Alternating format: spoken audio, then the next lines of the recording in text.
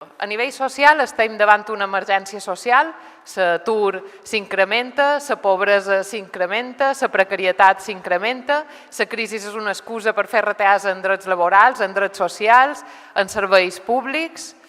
I davant d'aquesta situació ens trobam un Partit Popular a nivell estatal que aprova una llei d'administració local que el que afavoreix és la recentralització, fer aquests grans paquets que ara comentàvem per poder precaritzar els serveis, distanciar-los de la gent, poder-los privatitzar a un baix cost i fer encara més pobre el que és l'estat del benestar.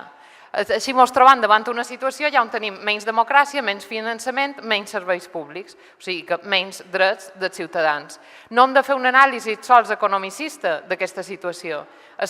No estem en una empresa privada, estem a l'administració pública i l'administració pública el que ha de fer és garantir els drets de les persones, que no és que nosaltres els hi regalem cap dret, sinó que són drets que s'han lluitat generació rere generació per assolir els graus de garantia que teníem fins ara. I nosaltres tenim constància que també hi ha una preocupació des de Palma Activa, des de la gent que està a Palma Activa, per veure què passarà amb aquests serveis d'ocupació, que per nosaltres, a més, són prioritaris en aquests moments. Ho hem dit sempre, és important frenar tota aquesta allau de retallades en el sector privat que afecta directament a l'economia de les famílies. I a més l'Ajuntament ha de ser un dels pilars, un dels motors per a aquest canvi de model econòmic.